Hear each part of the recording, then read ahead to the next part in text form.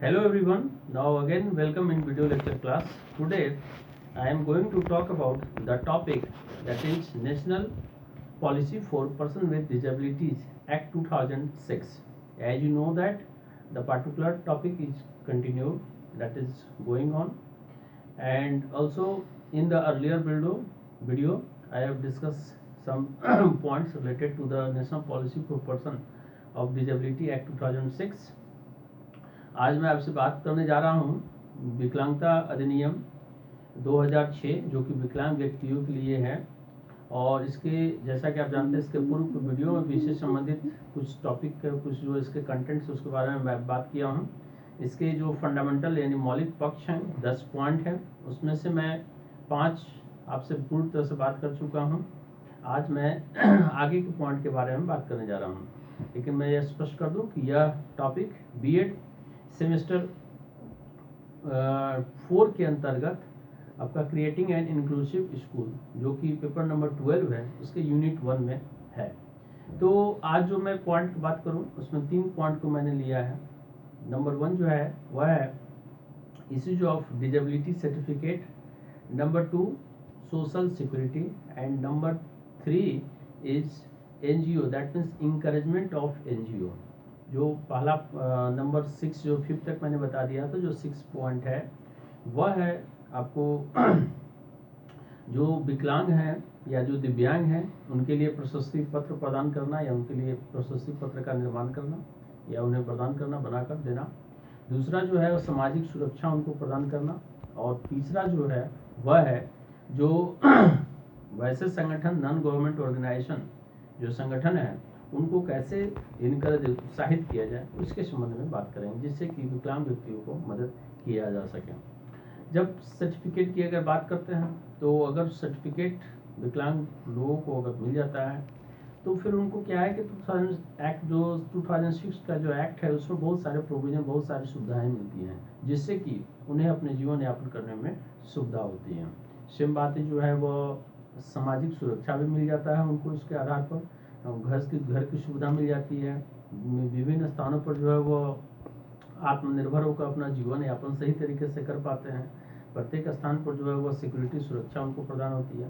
और NGO awareness का काम करते हैं, जितने ज़्यादा जो है वह डायरेक्टली एक नंबर का निर्माण करके धीरे धीरे अधिक से अधिक जो डिजेबल कैंडिडेट होंगे उनको जोड़ते हैं, जिससे उन्हें सुविधा मिलती है। अब मैं आपको इन सभी चीज़ों को और विस्तार से बताने जा रहा हूँ। Now again welcome to video lecture class B.Ed semester 4 paper 12 creating an inclusive school. Now National Policy for Person with Disability Act 2006, number 1, National Policy for Person with Disabilities and its fundamental aspects. As per the concern of the particular number 1 point related to 10 points in the earlier video, I also discussed point number 1 to point number 5. Today I am going to talk about number 6, number 7 and number 8. Number 6, issue of disability certificate. What is the exact meaning? The Government of India has notified guidelines for evaluation of the disability and procedure for certification. The government will ensure that the person with disabilities obtain the disability certificates without any difficulty in the shortest possible time by adoption of simple, transparent and user-friendly procedure. It indicates that it is the fruitful and the perfect process and perfect rules for the disabled people or disabled children. Now next one is social security. Disabled persons, their families and care givers substantial additional expenditure for facilitating activities of daily living, medical care, transportation, assistive devices, etc. Therefore, there is a need to provide them social security by various means, such as number 1, central government has been providing tax relief to persons with disabilities and their guardians.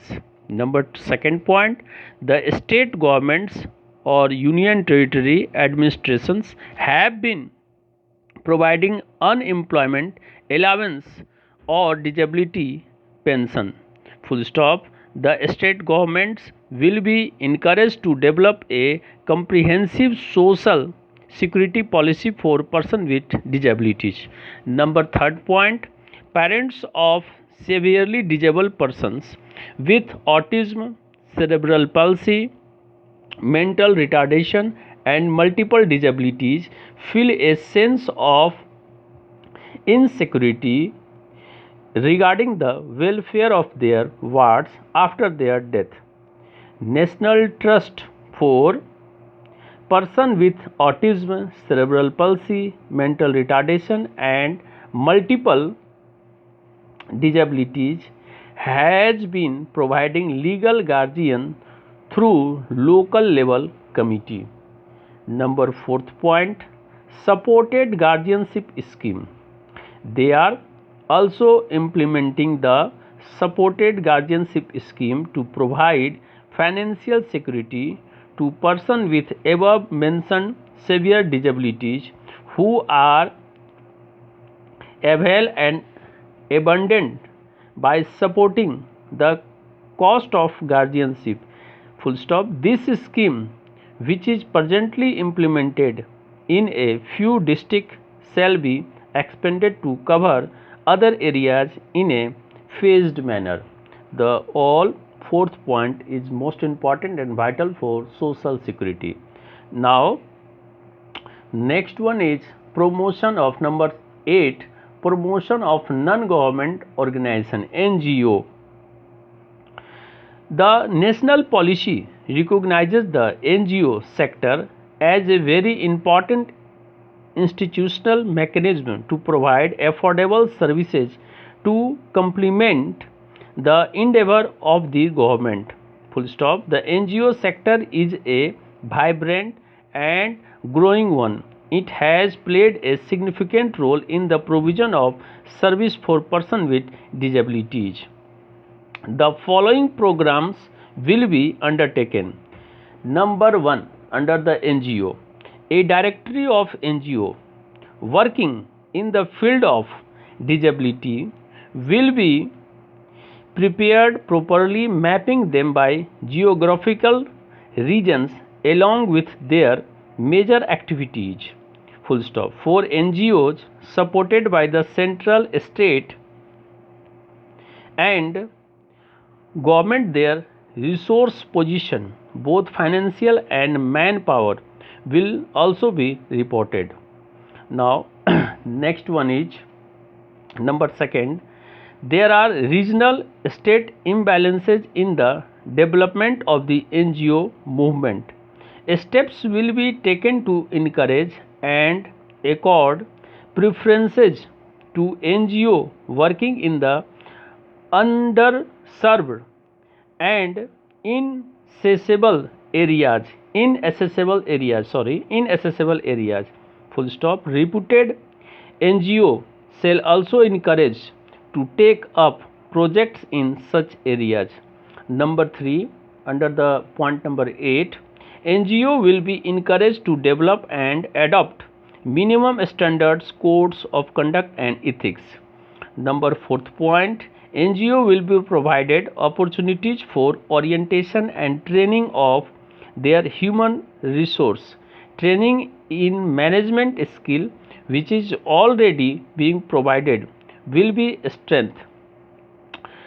Now, number 5th, the NGO shall be encouraged to mobilize their own resources to reduce the dependence on grant in aid from government and also to improve the availability of funds in the sector. Now, NGO is also helped within the available resources could be maximized towards this end. NGO will be trained in resource mobilization also. Now, all thing in Hindi. अब मैं इन सभी चीज़ों को थोड़ा हिंदी में स्पष्ट कर दूं। विकलांग व्यक्ति के लिए राष्ट्रीय नीति 2006, जो कि नंबर 1 पॉइंट इसका था, विकलांग व्यक्ति और इसके मूलभूत पहलुओं के लिए राष्ट्रीय नीति। इसके अंतर्गत जो इसके पीछे के वीडियो है उसमें मैं तो 10 पॉइंट में से 5 पॉइंट का डिटेल डिस्क्रिप्शन कर चुका हूँ। आज मैं नंबर 6, नंबर 7 और नंबर 8 की बात कर रहा हूँ, जिसमें कि नंबर 1 है विकलांगता प्रमाण पत्र जारी करना।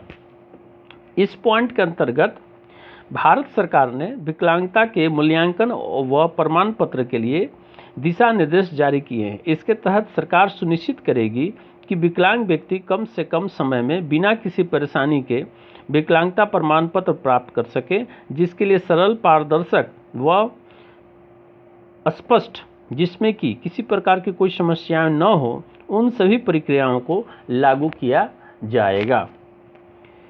दूसरी जो बात करें अगर सामाजिक सुरक्षा की, तो वो भी खासकर विकलांग व्यक्तियों के लिए महत्वपूर्ण है। विकलांग व्यक्तियों, उनके परिवार तथा उनकी देखभाल करने वालों को पर्याप्त अतिरिक्त व्यय राशि दी जाएगी, ताकि वे दैनिक कार्यों, मेडिकल देखभाल यानी चिकित्सा देखभाल जिसको कहते हैं, परिवहन, सहायक उपकरणों को खरीद सकें।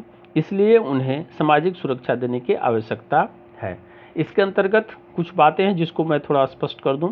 नंबर 1 पॉइंट सामाजिक सुरक्षा के अंतर्गत केंद्र सरकार विकलांग व्यक्तियों, उनके अभिभावकों को करों में छूट दे। दूसरा, या दे भी रही है वर्तमान में, राज्य सरकार केंद्र शासित प्रदेशों में बेरोजगार भत्ता एवं विकलांगता पेंशन मुहैया भी कराया जा रहा है। राज्य सरकारों को विकलांगों के लिए एक व्यापक सामाजिक सुरक्षा नीति के विकास के लिए बढ़ावा दिया जाएगा। नंबर 3 जो कि सामाजिक सुरक्षा के अंतर्गत पॉइंट है, कानूनी अभिभावक प्रदान करना। ऑटिज्म या सेरेब्रल पल्सी या मानसिक मंदता या बहुविकलांगता के शिकार बच्चों के माता पिता अपनी मृत्यु के बाद ऐसे बच्चों की देखभाल के लिए काफ़ी असुरक्षित महसूस करते हैं। अतः ऐसे बीमारियों से जो ग्रसित व्यक्ति हैं या जो विकलांग हैं, उन्हें राष्ट्रीय ट्रस्ट या स्थानीय स्तर की समिति द्वारा कानूनी अभिभावक प्रदान करना की प्रक्रिया जारी की जाए। नंबर 4 सहायता प्राप्त अभिभावक योजना।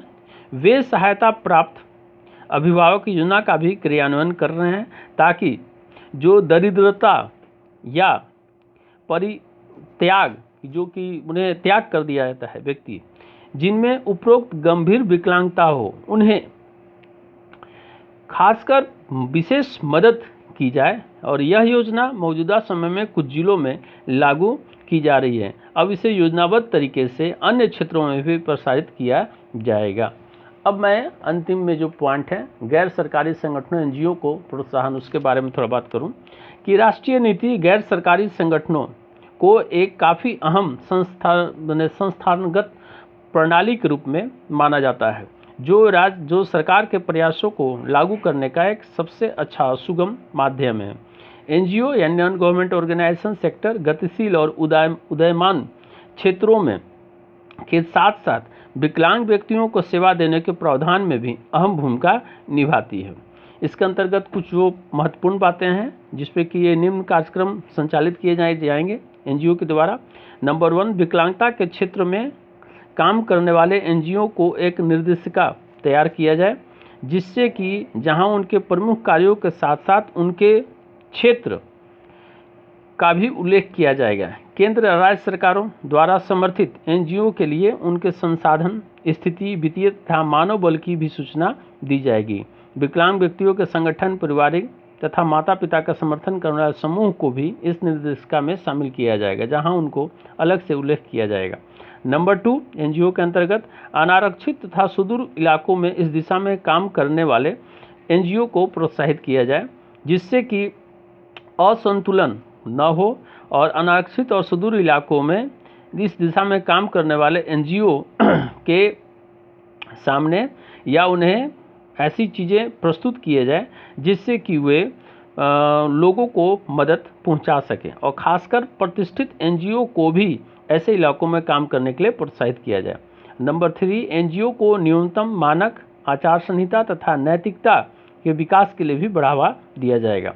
नंबर 4 एनजीओ को उनके कार्यकर्ताओं के प्रशिक्षण तथा जानकारी प्रदान करने के अवसर प्रदान किए जाएंगे।